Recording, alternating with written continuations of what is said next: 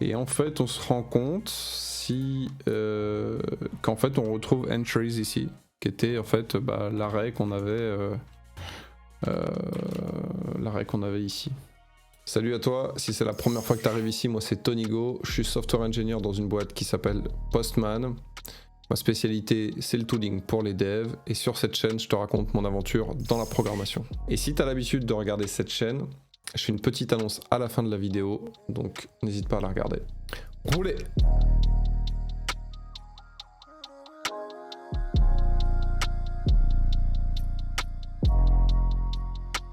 La dernière vidéo que j'ai faite, je disais bien ceci. Du coup, on se revoit la semaine prochaine. Et 3-4 mois après, j'ai toujours pas sorti cette vidéo. Il y a plein de raisons à ça. En tout cas, aujourd'hui, on va faire la deuxième partie de la vidéo sur les memory leaks. Et cette fois-ci, on va utiliser un nouvel outil qui s'appelle le heap snapshot. Alors pour ça, on va rentrer dans le code tout de suite. Alors, on avait un petit projet. Ce petit projet, il y avait simplement du coup un fichier. J'essaie de parler dans le micro, ce sera mieux. Et j'ai ajouté quelque chose. Donc rappelle-toi, la dernière fois, on s'était rendu compte qu'effectivement, on provoquait un memory leak et que grâce au TraceGC, on était capable de voir qu'il y avait la mémoire qui grossissait. Maintenant, ce qui serait intéressant, c'est que, et notamment dans le cas d'une application réelle, on n'est pas censé avoir que 4 lignes de code et que finalement le memory leak soit hyper évident. Des fois on va savoir qu'on a un endpoint sur lequel il y a un problème, mais le endpoint a tellement de code que c'est compliqué d'aller fouiller. Et pour ça il y a un deuxième outil qui s'appelle le heap snapshot.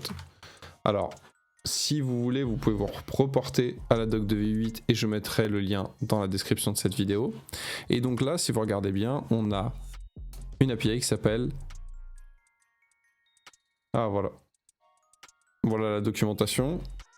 Qu'est-ce que ça va faire? Ça va générer un snapshot de la heap de V8. On avait dit que la heap, grosso modo, c'était la mémoire. On simplifie encore une fois.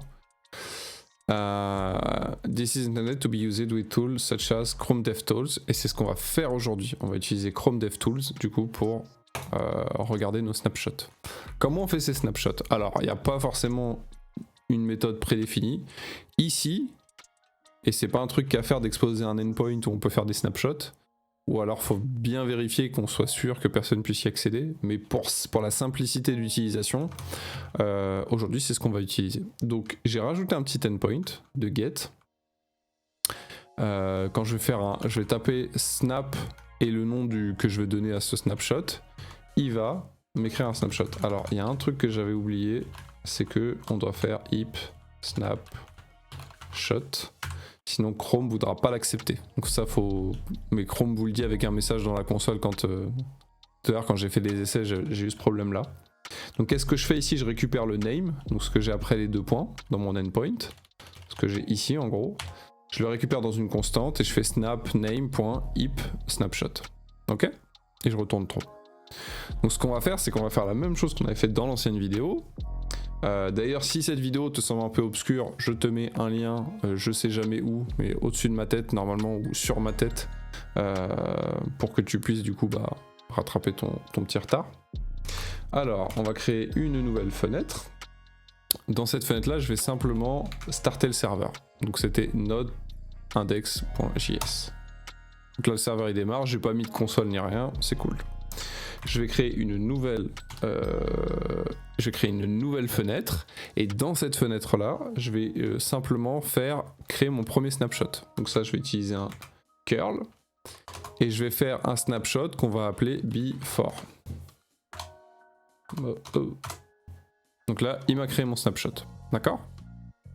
La deuxième chose que je vais faire maintenant, c'est que je vais utiliser autocannon pour, comme on avait fait dans le premier tutoriel, pour écrire plein de choses dans la mémoire. Donc là c'est parti, je lance autocannon, il fait sa moulinette.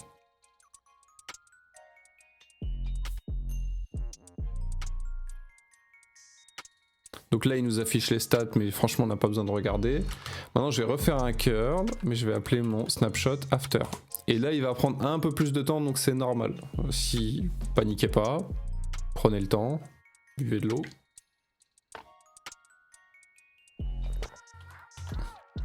Donc si maintenant je regarde, j'ai fait la modification, du coup j'ai bien mon hip snapshot et mon before et after hip snapshot. Du coup j'avais déjà la documentation d'ouverte, j'ouvre la console.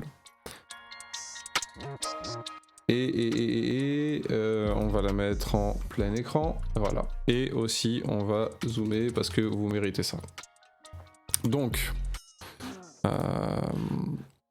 là, je suis face à ma console, j'ai mon onglet memory, ok.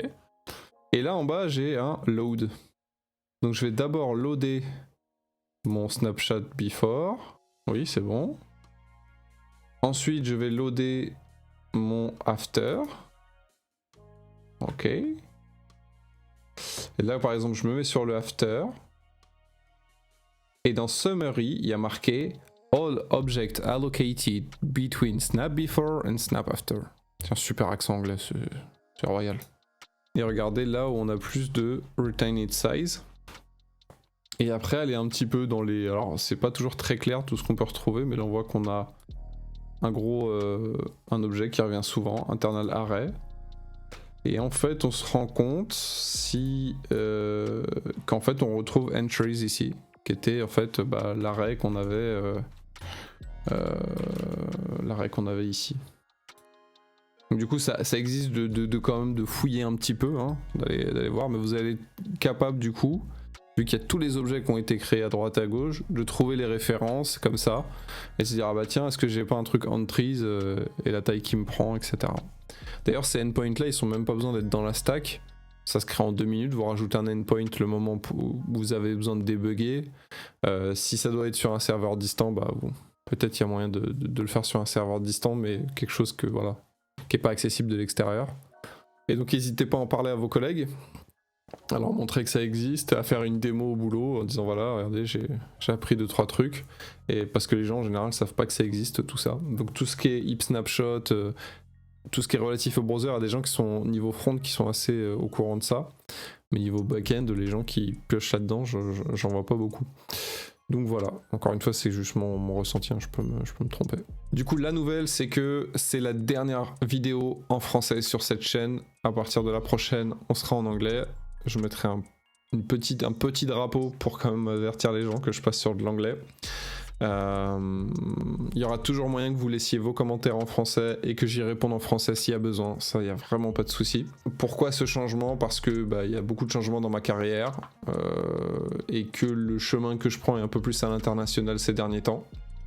Que les gens avec qui je bosse au quotidien, je parle qu'en anglais avec eux. Au niveau de Node.js et des collaborations que je peux avoir sur Node.js, ça se fait full en anglais. Donc j'ai de moins en moins de raisons en fait de me coller en français. C'est un domaine où je pense que l'anglais est indispensable. J'avais aussi fait ce switch un peu sur Twitch. D'ailleurs, tous les dimanches, on peut se retrouver sur Twitch. Je te mets un lien en haut. Donc voilà, je t'invite à faire ce jump avec moi, à continuer mon aventure dans la programmation à un autre niveau, à un niveau différent.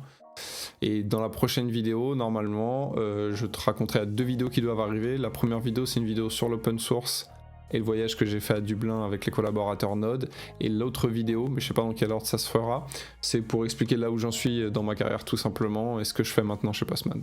Un grand merci à toi quand même de rester là et de continuer à regarder ces vidéos malgré que j'en sors de moins en moins. Voilà, du coup je te dis un gros tchuss.